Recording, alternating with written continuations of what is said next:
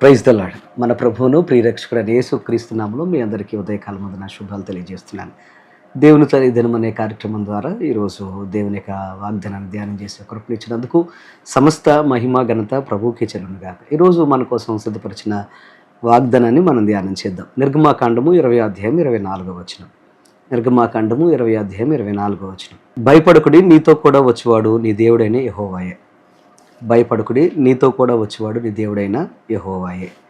నా ప్రియ సహోదరి సహోదరులారా, ఈరోజు ప్రత్యేకంగా దేవుడు మనతో మాట్లాడుతున్న అద్భుతమైన మాట, ఆయన మనకు తోడుగా వచ్చే దేవుడని, ఆయన మనకు తోడుగా ఉన్నాడని, భయపడొద్దని ఆయన మనతో మాట్లాడుతున్నాడు. ఈ రోజున చాలామంది ఈ విషయాల్లో నిజంగా వారు భయపడుతూ ఉంటారు. ఎందుకనంటే మాతో ఎవరు లేరండి, మేము ఒంటరిగా నిర్ణయాలు తీసుకోలేకపోతున్నాము, ఒంటరిగా మా యొక్క కెరీర్ని ముందుకు కొనసాగించలేకపోతున్నాము, ఎవరైనా సహాయం చేస్తే బాగుండు, మాకు ఎవరైనా రెఫరెన్స్ ఇస్తే బాగుండు, ఏదైనా మమ్మల్ని రిఫర్ చేస్తే బాగుండు, ఎవరికైనా పరిచయం చేస్తే బాగుండు అని చాలామంది బాధపడుతూ ఉంటారు. ఇంకొంతమంది ఎవరూ లేరే, ఈ ఇంటర్వ్యూకి వెళుతున్నాను, లేకపోతే ఈ యొక్క జాబ్ సర్చ్కి వెళుతున్నాను, లేకపోతే ఈ వ్యవసాయము వ్యాపారము ఈ చదువులోనూ నేను ముందుకు వెళుతున్నాను, హాస్టల్కి వెళుతున్నాను, ఈ భయంకరమైన కష్టం నుండి నన్ను ఎవరు బయటకు తీసుకొస్తారో అని చాలామంది అలాగా భయపడుతూ ఉంటారు.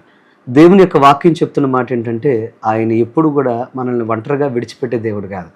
నిన్ను విడువను ఎడబాయనన్న దేవుడు ఎప్పుడు మీతో ఆయన తోడుగా ఉంటాడు.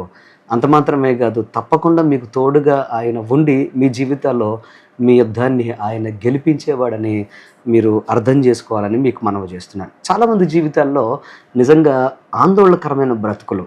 నిజంగా మీరు గమనిస్తే, పరిశుద్ధ లేఖనాన్ని మనం గమనిస్తే, యెహోషాపాతు తన జీవితంలో 3 రకాలైన సైన్యాలు, అంటే 3 రాజులు 3 ప్రక్కల నుండి ఏకమూడిగా కూడుకొని ఎప్పుడైతే వారు ఒక భయంకరమైన మేఘం వలె ఉప్పరలాగా యెహోషాపాతు మీద పడ్డానికి వచ్చారో, అప్పుడు దేవుని యొక్క వాక్యం చెప్తున్న మాట ఏంటి తెలుసా? యెహోషాపాతు భయపడి ఉపవాస దినాన్ని ప్రకటన చేసి దేవుని యందు ఆయన మనసు నిలుపుకొని ప్రార్థన చేశాడు.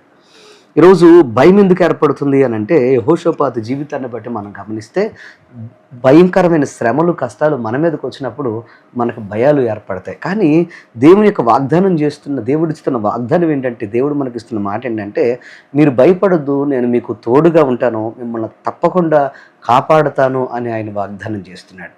ప్రియ తమ్ముడు, చెల్లి, ప్రియ సహోదరి సహోదరుడా, ఈరోజు నీ జీవితంలో కూడా ఒకవేళ యెహోషాపాతు లాంటి శ్రమలు అనుభవిస్తున్నారేమో, అనేక రకాలైన శత్రువులు సమస్యలు మిమ్మల్ని ముంచడానికి సిద్ధంగా ఉన్నాయేమో. అయితే దేవుని యొక్క వాక్యం చెప్తున్న మాట ఏంటంటే, మీ మనసు ఆయన యందు నిలిచి ఉండేటట్లుగా చూసుకోండి. మీరు గనక ఆయన యందు నిలబడగలిగితే ఆయన కార్యాన్ని మీరు చూస్తారు. ఆయన తోడుగా మీకున్నాడు అనుకోండి, తప్పకుండా మీ జీవితంలో అద్భుతమైన విజయాన్ని మీరు అనుభవిస్తారు. ఇజ్రాయెల్ ప్రజల జీవితంలో తోడుగా ఉన్న దేవునిని బట్టి వారు విజయాన్ని చూశారు.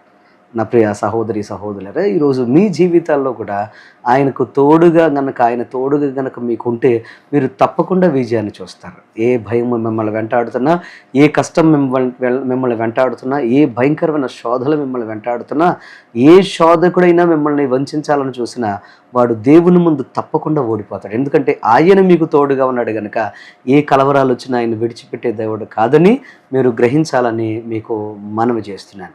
ప్రియ తమ్ముడు, చెల్లి, ప్రియ సహోదరి సహోదరులారా, ఈ రోజున నిజంగా ఎగ్జామ్స్ దగ్గరికి వస్తున్నాయి కదా, కెరీర్లో నేను ముందుకు సాగుతున్నాను, ఈ ఉద్యోగ ప్రయత్నాల్లో ఏమవుతుందనే ఒక భయం మిమ్మల్ని వెంటాడుతుందా? అయితే చదువు భయం మిమ్మల్ని వెంటాడినా, ఎగ్జామ్ భయం మిమ్మల్ని వెంటాడినా, లేకపోతే వ్యాపార లాభం విషయంలో భయం మిమ్మల్ని వెంటాడుతున్నా, కుటుంబ భయం మిమ్మల్ని వెంటాడుతున్నా, ఏ విధమైన భయమైనా కానీ దేవుడు కనుక మీకు తోడుగా ఉన్నాడంటే ప్రతి భయం నుండి నీకు విడుదల కలుగుతుంది. ఈ విషయాన్ని మీరు బలంగా మీ హృదయానికి తీసుకోవాలని మీకు మనవి చేస్తున్నాను. బలహీనమైన సమయాలు దేవుని కార్యాలు మీరు చూడకుండా చేస్తాయనే విషయాన్ని మీరు మర్చిపోద్దని మీకు మనవి చేస్తున్నాను. దేవుడు మీతో మాట్లాడుతున్నాడు. ఉదయకాలం ముందు దేవుడు మీకు తోడుగా ఉండి మీ జీవితంలో మీరు ఎన్నడూ చూడని విజయాన్ని మీకు ఆయన ఇవ్వబోతున్నాడు అనే విషయాన్ని మీరు గ్రహించాలని మీకు మనవి చేస్తున్నాను. యేసు నామములో మీ ప్రతి విధమైన బాధలు భయాలు లయపరచబోతూ ఉండగా మీ జీవితాన్ని ఆయనకు అర్పించుకుని సమర్పించుకుని ముందుకు సాగండి.